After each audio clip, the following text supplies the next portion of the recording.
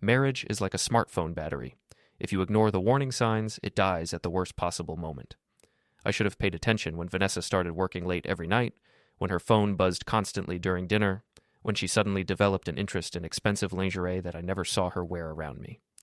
My name is Lucas Barrett, and I'm 37 years old.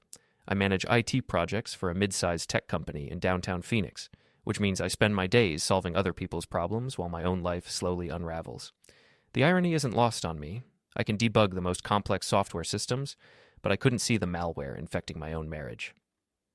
Luke, we need to talk. Vanessa stood in our kitchen doorway, her auburn hair perfectly styled despite the late hour. She wore her power suit, the navy blue one she reserved for important meetings. At 9 p.m. on a Tuesday, that should have been my first clue. About what? I asked, not looking up from my laptop. I was reviewing code for a client presentation, but honestly, work had become my escape. Numbers and logic made sense. My wife didn't. About us, about our marriage. The way she said it made me finally look up. Vanessa had her arms crossed, her expression cold and determined. This wasn't going to be a conversation about vacation plans or whose turn it was to take out the trash. What about our marriage? I closed the laptop and gave her my full attention. It's not working, Luke. We both know it. I studied her face, looking for any sign of the woman I'd married 8 years ago. The woman who used to laugh at my terrible jokes and steal bites of my dessert at restaurants. That woman had been replaced by this stranger who spoke in corporate buzzwords and treated our relationship like a quarterly review. Is there someone else? The question slipped out before I could stop it. Her hesitation lasted exactly 2 seconds too long. This isn't about anyone else. This is about us. That hesitation told me everything. In IT, we call it a tell, a small glitch that reveals a much larger problem in the system. Vanessa had just shown me her tell. Right, I said, reopening my laptop. So what do you want to do about it? She seemed surprised by my calm response. Maybe she expected me to beg or cry or make some dramatic gesture. Instead, I felt something cold and calculating settling into my chest. The same feeling I got when I found a particularly nasty bug in someone's code. I think we should separate, she said. Maybe get some space to figure things out. Separate or divorce? Another hesitation. Separate first. See how it goes. I nodded slowly, my fingers already moving across the keyboard. Okay, I'll call my lawyer tomorrow. Your lawyer. Now she looked genuinely shocked. Luke, I said separate, not... Vanessa, I've been writing code for 15 years. I know the difference between a temporary fix and a permanent solution. You want out? So let's do this properly. She opened her mouth to argue, then closed it. For the first time in months, she seemed uncertain. Good. Uncertainty was something I could work with. Fine, she said finally. But let's try to keep this civilized. I almost laughed. Civilized. Like there was anything civilized about what she'd been doing behind my back. But I just nodded and continued typing. After she left the room, I opened a new browser window and started researching divorce attorneys. Then I opened another window and began documenting everything. Her late nights, her sudden interest in privacy, her new clothes and expensive tastes. If Vanessa wanted to play games, she was about to discover that I was very, very good at games. Before we dive deeper into this story, I have one small request. Please subscribe, drop a like, comment, and hit that hype button to boost this channel so more people can discover these incredible Reddit stories. The next morning, I called in sick to work and drove to the office of Patricia Hendricks, the divorce attorney my buddy Ben had recommended. Ben lived in the apartment next door and had gone through his own messy divorce 2 years earlier. He'd warned me that Patricia was expensive but ruthless. She'll cost you, he'd said over beers the night before, but she'll make sure you don't get screwed. Patricia's office occupied the 15th floor of a downtown high-rise, all glass and steel and intimidating legal books. She was a small woman in her 50s with silver hair and sharp eyes that seemed to catalog every detail about me within seconds of my walking in. Mr. Barrett, she said, gesturing to a leather chair across from her massive desk. Ben told me you might be calling. What's your situation? I laid out the basics. 8-year marriage, no kids, both of us working professionals, wife wants out, and I suspect infidelity. Patricia took notes on a yellow legal pad, occasionally asking questions about assets, debts, and timeline. Any evidence of the affair? She asked. Not yet, but I'm working on it. She looked up from her notes. Mr. Barrett, I need to be clear about something. I'm not going to help you stalk your wife or break any laws. But if you happen to discover evidence of marital misconduct through legal means, that could be very helpful in settlement negotiations. I understood. She was giving me permission to be creative without explicitly telling me what to do. "What constitutes legal means?" I asked. "Anything that's in plain sight, anything she voluntarily shares or leaves accessible, anything that's part of your joint accounts or shared property. Phone records for accounts in your name, credit card statements, that sort of thing." I nodded. This was going to be easier than I thought. After leaving Patricia's office, I drove to my actual office and had a conversation with my boss, Jennifer Martinez. Jennifer was a no-nonsense woman in her 40s who'd climbed the corporate ladder through pure competence and strategic thinking. If anyone would understand my situation, it would be her. "I need to tell you that I'm going through a divorce," I said, closing her office door behind me. "It might get messy, and I wanted you to hear it from me first." Jennifer leaned back in her chair. "How messy are we talking?" "My wife works in HR at Pinnacle Tech. She has connections throughout the industry. I'm concerned she might try to damage my reputation professionally." "Vanessa Barrett? I've met her at networking events. Seems ambitious." The way Jennifer said ambitious told me she'd formed her own opinions about my wife. That was encouraging. "Very ambitious," I agreed, "and not particularly concerned about collateral damage when she wants something." "Well, your work here speaks for itself. You've been one of our most reliable project managers for 6 years. Unless you've been embezzling funds or harassing coworkers, I can't imagine what she could say that would concern me." I smiled grimly. "Thanks, Jennifer. I appreciate the support." That afternoon, I started my real work. First, I logged into our joint cell phone account and downloaded 6 months of call records. Vanessa's phone showed a pattern of frequent calls to one number, a number that, according to a reverse lookup, belonged to Dean Foster. Dean Foster. I knew that name. He was an executive at Pinnacle Tech, Vanessa's company, married to some socialite whose family owned half the commercial real estate in Scottsdale. This was getting interesting. Next, I checked our joint credit card statements. Over the past 4 months, there had been charges at expensive restaurants on nights when Vanessa claimed to be working late. Hotel bars, a lingerie store, a jewelry store where she'd apparently bought herself a tennis bracelet I'd never seen her wear. But the most interesting charge was from 3 weeks ago, a high-end hotel in Sedona, the same weekend Vanessa had claimed to be at a work conference in Tucson. I printed everything and made copies. Then I drove to Ben's apartment. Ben Kowalski was a former Marine who now worked as a security consultant. He was built like a refrigerator and had the kind of presence that made people think twice about starting trouble. More importantly, he understood strategy and had no patience for people who betrayed their commitments. "So she's cheating?" he said, after I showed him the evidence. "What's your play?" "I'm not sure yet. Patricia says I need to be careful about how I handle this." Ben cracked open 2 beers and handed me one.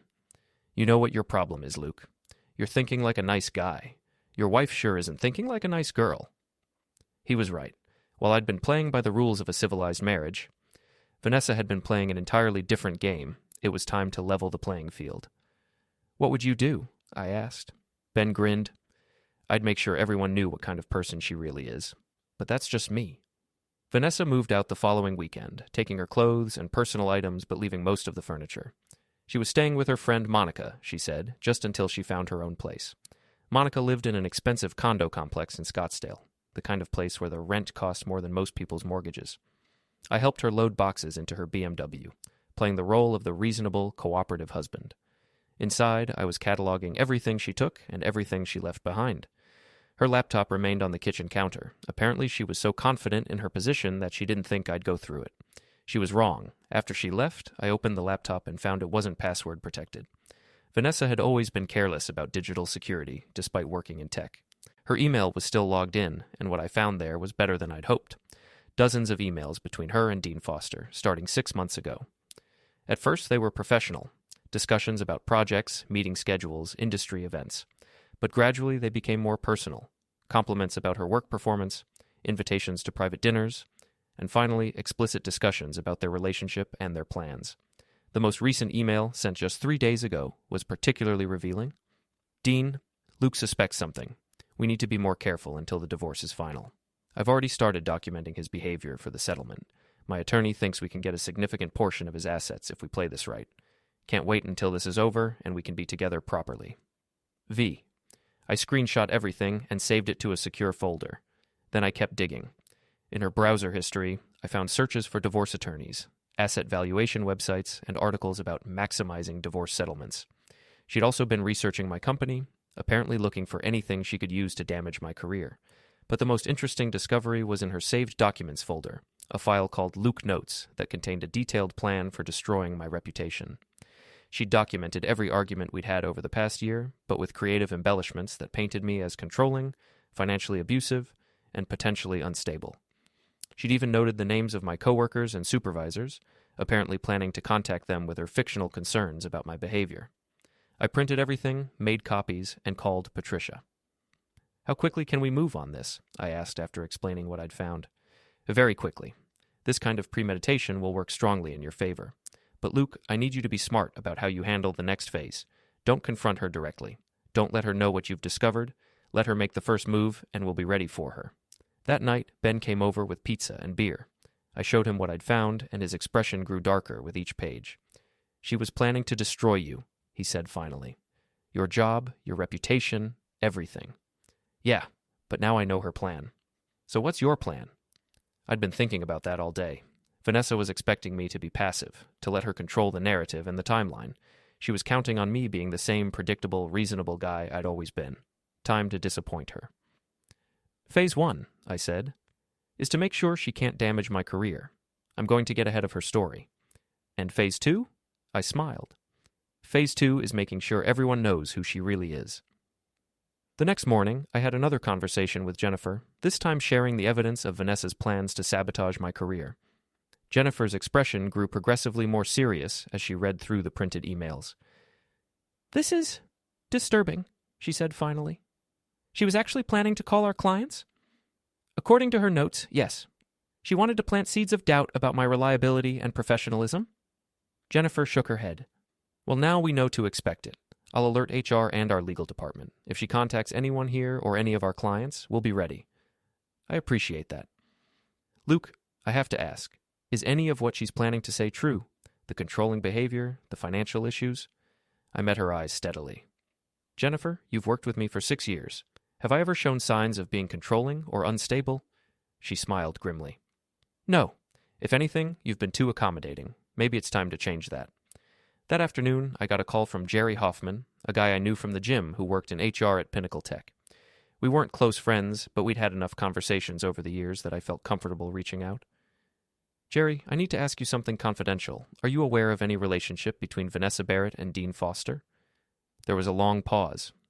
"Why are you asking?" "Because I'm her husband, and I'm trying to understand why she suddenly wants a divorce." Another pause. "Luke, I probably shouldn't say anything." "Jerry, I'm not asking you to betray any confidences. I'm asking as someone who's been blindsided by his wife's behavior and is trying to make sense of it. There have been rumors. Nothing official, you understand. But people talk." "What kind of rumors?" "That they've been seen together outside of work. That she's been getting preferential treatment on projects. That kind of thing." I thanked Jerry and hung up. It was good to have confirmation, but more importantly, it told me that other people had already noticed. That meant the secret wasn't as well kept as Vanessa and Dean thought. Time to make sure it became even less well kept. The Phoenix tech community was smaller than most people realized. Everyone knew everyone, and gossip traveled fast through the network of happy hours, industry conferences, and professional meetups. If you wanted to spread information quickly, you just had to know where to plant the seeds. I started with casual conversations. A comment to a mutual acquaintance about how sorry I was that my marriage hadn't worked out, but that I understood why Vanessa had found someone else.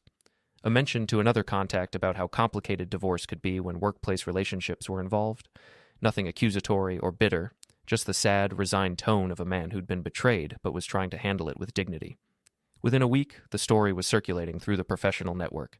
Vanessa Barrett was having an affair with her married boss. Her husband seemed to be taking it well, which made people sympathize with him and judge her more harshly. But I wasn't content to rely on gossip alone. I wanted something more dramatic, more public, and more permanent. The opportunity came when Monica, Vanessa's friend, called me unexpectedly. "Luke, I think we should talk," she said, "about Vanessa and this whole situation." Monica was one of those people who thrived on drama and attention. She was attractive in an artificial way. Too much makeup, too much plastic surgery, too much of everything. She and Vanessa had been friends since college, bonding over their shared ambition and their willingness to do whatever it took to get what they wanted. We met at a trendy bar in Scottsdale, the kind of place where the cocktails cost $20 and the clientele consisted mainly of people trying to impress each other. Monica was already 2 drinks in when I arrived, which was perfect for my purposes. "I feel terrible about this whole thing," she said after ordering her 3rd martini. "I mean, Vanessa's my friend, but what she's doing to you isn't right." I played the part of the wounded husband seeking understanding. "It's been difficult. I just wish I understood when things changed." "Oh, honey, it's been going on for months. The whole thing with Dean started back in the spring. She was so excited about finally landing a real catch, someone with money and connections who could help her career." Monica kept talking, and I kept listening, occasionally prompting her with questions or sympathetic comments. She told me about Vanessa's plans to trade up from our marriage, about her calculations regarding the financial benefits of divorce, about her strategy for managing the affair until she could make it official. But the most interesting revelation came near the end of our conversation. "The funny thing is," Monica said, swirling the olive in her martini, "Dean's wife already suspects something. Elise is nobody's fool. She's been asking questions, hiring investigators. Vanessa thinks she's being so clever, but she has no idea what's coming." This was news to me. Dean's wife, Elise Foster, was apparently conducting her own investigation. That opened up interesting possibilities. I thanked Monica for her honesty and picked up the tab. As I walked her to her car, she grabbed my arm. "Luke, you seem like such a nice guy. You deserve better than what Vanessa's putting you through." "Thanks, Monica. That means a lot." She leaned closer, her voice dropping to a whisper. "If you ever want to get back at her, I might be able to help. I know things that could really embarrass her." I filed that offer away for future consideration. The next day, I did some research on Elise Foster. She came from old Phoenix money. Her family had been in real estate and banking for 3 generations. She was active in charity work and social organizations, the kind of woman who appeared regularly in the society pages of the local newspaper. More importantly, she had a reputation for being smart, tough, and unforgiving when crossed. I found her contact information through the website of one of her charities and sent a carefully worded email. "Mrs. Foster, I believe we may have a mutual concern regarding our respective spouses. If you're interested in discussing the situation, I would welcome the opportunity to meet at your convenience. Sincerely, Lucas Barrett." She responded within 2 hours, suggesting we meet for coffee the following afternoon at a quiet cafe in central Phoenix. Elise Foster was nothing like what I'd expected. Instead of the society matron I'd imagined, she was a sharp, professional woman in her early 40s with intelligent eyes and a direct manner of speaking. "Mr. Barrett," she said as we sat down with our coffee, "I assume you're contacting me because you're aware of the relationship between your wife and my husband." "I am. I also assume you're aware of it as well." "I've suspected for several months. I've had investigators gathering evidence." She studied my face carefully. "What are your intentions?" "Honestly, I want out of my marriage with as little damage to myself as possible. But I also think both of our spouses have been incredibly disrespectful to both of us." Elise smiled coldly. "Indeed they have. Dean seems to think I'm unaware of his activities. He's about to discover otherwise." "What are you planning?" "I'm planning to divorce him and take him for everything I can legally obtain. The prenuptial agreement he insisted on has a very specific infidelity clause that he seems to have forgotten about. We talked for another hour, sharing information and discussing strategy. By the end of the conversation, we had formed an informal alliance. Elise would handle Dean through the legal system and social consequences. I would focus on Vanessa and the professional repercussions. But first, we agreed, we wanted to give them an opportunity to experience some public humiliation. The perfect opportunity was coming up in 2 weeks, the annual Phoenix Tech Innovation Awards, a black tie event that brought together everyone who mattered in the local technology industry. Dean and Vanessa would both be there, representing Pinnacle Tech. So would most of their colleagues, competitors, and professional contacts. "It seems like an ideal venue for some truth-telling," Elise said with a smile that didn't reach her eyes. I couldn't have agreed more. The Phoenix Tech Innovation Awards were held at the Phoenician Resort, one of the most prestigious venues in the city. The ballroom was filled with the who's who of Arizona's technology industry, executives, entrepreneurs, investors, and the media who covered them all. I attended as a representative of my company, which had been nominated for an award in the project management category. Jennifer had encouraged me to go, partly for professional reasons and partly because she thought it would be good for me to get out and network during this difficult period. What she didn't know was that I had other plans for the evening. Vanessa looked stunning in a black cocktail dress that probably cost more than my monthly car payment. She was standing near the bar with Dean, both of them playing their roles perfectly, the ambitious HR director and her distinguished boss, maintaining just enough professional distance to avoid obvious suspicion. Dean Foster was exactly what I'd expected. Silver-haired, expensively dressed, with the kind of confident bearing that came from a lifetime of privilege and success. He was handsome in a generic way, like a stock photo of a successful businessman. I watched them from across the room, noting how they interacted. A touch on the arm that lasted slightly too long, whispered conversations that made Vanessa laugh and lean closer, the way Dean's hand briefly rested on the small of her back as they moved through the crowd. Elise arrived fashionably late, making an entrance that commanded attention. She wore a red dress that probably cost more than my monthly salary and jewelry that caught the light from every angle. She moved through the crowd with the confidence of someone who belonged in these circles, greeting people by name and accepting compliments on her appearance. Dean's face went pale when he saw her. Clearly he hadn't expected his wife to attend. I positioned myself near the silent auction tables where I could observe both couples without being obvious about it. The tension was already building. Dean kept glancing nervously at Elise while trying to maintain his conversation with Vanessa, who seemed oblivious to the undercurrents. The first phase of the evening's entertainment began during the cocktail hour. I had prepared several pieces of information designed to circulate through the crowd like a virus, each one carefully crafted to seem like innocent gossip rather than deliberate sabotage. I started with Jerry from the gym, mentioning casually that I'd heard Pinnacle Tech was having some internal issues with workplace relationships. From there, the information spread naturally through the network of professional contacts, each person adding their own embellishments and interpretations. By the time dinner was served, half the room was buzzing with speculation about affairs and favoritism at Pinnacle Tech. People were looking at Vanessa and Dean with new interest, noting their body language and interactions with fresh eyes. But the real fireworks began during the awards presentation. Elise had positioned herself at a table near the front of the room, surrounded by other prominent society figures. When Dean was called to the stage to present an award, she began a conversation with her tablemates that was just loud enough to be overheard by neighboring tables. "It's so difficult when you discover your spouse has been lying to you," she said in a voice that carried clearly in the quiet room. "The betrayal is one thing, but the public humiliation is something else entirely." The woman next to her made sympathetic noises, and Elise continued, "Especially when it involves someone you trusted, someone who works with them every day." By now, people at several nearby tables were listening openly. Dean, still on stage, seemed to sense that something was wrong, but couldn't identify the source of his unease. "Of course, these things have a way of working themselves out," Elise said with a smile. "Truth has a way of coming to light, doesn't it?" When Dean returned to his table, Vanessa whispered something to him urgently. He looked around the room and seemed to realize that they had become the center of attention. That's when I made my move. I approached their table with a friendly smile, playing the role of the gracious ex-husband who harbored no hard feelings. "Vanessa, you look lovely tonight," I said, loud enough for surrounding tables to hear. "And you must be Dean Foster. I've heard so much about you." Dean's handshake was firm, but I could feel the tension in his grip. Vanessa looked like she wanted to disappear. "Luke," she said tightly, "what are you doing here?" "Company nomination," I replied cheerfully. "You know how these industry events are. Everyone ends up seeing everyone eventually." I turned to Dean with apparent interest. "Vanessa's told me so much about working with you. It sounds like you two have developed quite a close professional relationship."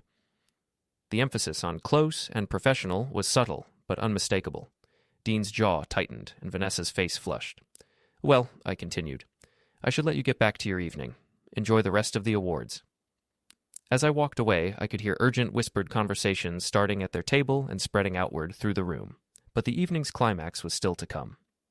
During the final award presentation, Elise stood up and walked deliberately to Dean and Vanessa's table. The movement caught everyone's attention. This was clearly not a social visit. "Dean," she said in a voice that carried throughout the now silent ballroom, "I think it's time we had that conversation we've been avoiding." Dean stood up quickly, his face red with embarrassment and anger. "Elise, this isn't the place." "Oh, I think this is exactly the place," she replied calmly. "After all, this is where you've been conducting your business, isn't it?" She turned to Vanessa with a smile that could have frozen water. "And you must be the colleague my husband has been spending so much time with. I've been looking forward to meeting you." Vanessa looked like she was going to be sick. The entire room was watching now, phones discreetly appearing as people began recording what was clearly going to be a memorable confrontation. "I just wanted to let you both know," Elise continued in the same conversational tone, "that my attorney will be in touch with both of you very soon. There are some documents I think you'll find very interesting." With that, she turned and walked out of the ballroom, leaving behind a stunned silence that gradually gave way to excited whispers and speculation. Dean and Vanessa left shortly afterward, but the damage was done. By the next morning, the story would be all over social media and the professional gossip network. Their affair was now public knowledge, and both of their reputations were in ruins. But I wasn't finished with them yet. The fallout from the award ceremony was swift and devastating. By Monday morning, videos of Elise's confrontation had been shared hundreds of times across social media platforms. The local business journal picked up the story, framing it as a cautionary tale about workplace relationships and professional ethics. Pinnacle Tech's CEO called an emergency meeting to address the situation. Dean was placed on administrative leave pending an investigation into potential violations of company policy. Vanessa was transferred to a different department and stripped of her senior-level responsibilities. But the professional consequences were just the beginning. Patricia called me Tuesday morning with updates on our divorce proceedings. "The evidence you've gathered has completely changed our negotiating position," she said. Vanessa's attorney is now talking about a quick, amicable settlement rather than the protracted battle they were originally planning. "What kind of settlement?" "You keep the house, your retirement accounts, and your personal assets." She gets her car and her personal belongings. No alimony, no ongoing financial obligations. It was better than I had hoped for, but I wasn't ready to accept it yet. There was still the matter of Vanessa's planned sabotage of my career to address. "What about the documentation we found of her plans to damage my reputation?" That's where things get interesting. Her attorney is very concerned about potential legal liability if she follows through on any of those plans. They're willing to include a non-disparagement clause in the settlement that would prevent her from making any negative statements about you, professionally or personally. And if she violates it, significant financial penalties and potential legal action for defamation. I smiled. That sounds acceptable. But before I agreed to any settlement, I had one final move to make. Monica had offered to help me embarrass Vanessa, and I decided to take her up on that offer. We met again at the same Scottsdale bar, and this time Monica was even more forthcoming with information.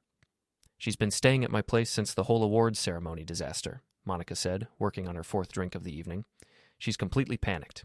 Dean won't return her calls, her job is in jeopardy, and now she's hearing that you might get everything in the divorce. That must be difficult for her. She keeps talking about how this wasn't supposed to happen, how she had everything planned out perfectly." Monica leaned closer, conspiratorially.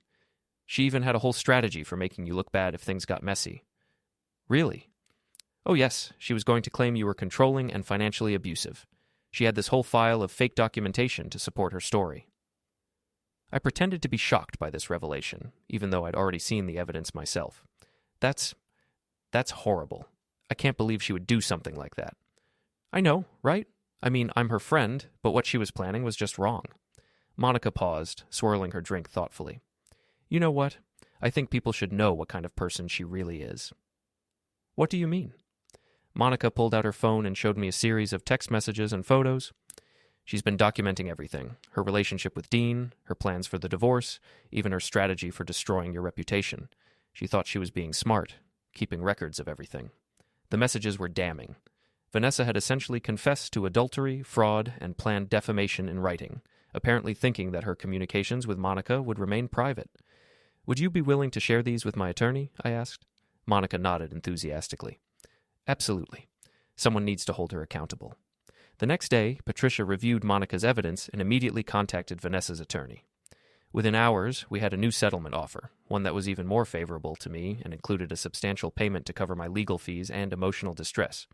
But more importantly, it included a comprehensive confession of Vanessa's misconduct and a formal apology. The final divorce hearing was held on a Friday afternoon in late October.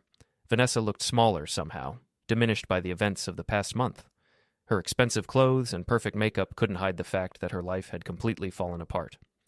Dean had been fired from Pinnacle Tech following the company's investigation.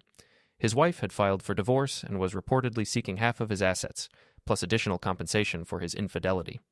His reputation in the industry was destroyed, and he was unlikely to find another executive position anytime soon. Vanessa had managed to keep her job, but she'd been demoted and relocated to a satellite office in Tucson. Her career prospects were similarly dim. The story of her affair and her planned sabotage had spread throughout the professional network, making her toxic to potential employers. As we sat in the courtroom waiting for the judge to finalize our divorce, Vanessa turned to me with tears in her eyes. "Luke, I want you to know that I'm sorry. For all of it. I made terrible choices, and I hurt you in ways that were completely inexcusable." I looked at her for a long moment. This woman I'd once loved enough to marry. She seemed genuinely remorseful, but I couldn't forget what I'd learned about her true character over the past few months. I appreciate the apology, Vanessa. I hope you're able to learn from this and make better choices in the future. The judge called our case, and within 15 minutes, our marriage was officially over. Vanessa signed the settlement agreement without reading it, her attorney having already explained that she had no leverage left to negotiate better terms. As we left the courthouse, she turned to me one final time. "What happens now?" she asked. I adjusted my tie and smiled. "Now I go home to my house, and you go wherever you're going. We move on with our separate lives." "Luke, do you think you'll ever be able to forgive me?" I considered the question seriously. Forgiveness was supposed to be noble, the mature response to betrayal and hurt. But forgiveness implied that the relationship mattered enough to preserve, and I had learned over the past few months that our relationship had been built on lies and manipulation from the beginning. "Vanessa, I don't forgive you, and I don't hate you. You're just not my problem anymore." I walked away without looking back, leaving her standing alone on the courthouse steps. That evening, Ben came over with steaks and beer to celebrate my newfound freedom. We grilled on my back patio, my patio now, in my house, and talked about plans for the future. "So what's next?" he asked as we watched the sun set over the desert. "I'm thinking about taking that promotion Jennifer offered me, the one that would put me in charge of the whole IT department." "Sounds good. What about dating?" I laughed. "I think I'll take a break from relationships for a while, focus on work, maybe travel a bit. I've got some catching up to do on living my own life." Ben raised his beer in a toast. "To living your own life." "To living my own life," I agreed. As we sat there in comfortable silence, I reflected on the events of the past few months. I had started this process as the victim of my wife's betrayal, but I had ended it as the architect of my own revenge. I had learned things about myself that I never would have discovered otherwise, that I was capable of strategic thinking, that I could be ruthless when necessary, that I was much stronger than I had ever imagined. Vanessa had wanted to destroy me to get what she wanted. Instead, she had destroyed herself and given me exactly what I needed: freedom from a marriage that was built on lies and the knowledge that I was capable of fighting back when someone tried to take advantage of me. It wasn't the ending I had planned when I first discovered her betrayal, but it was better than anything I could have imagined.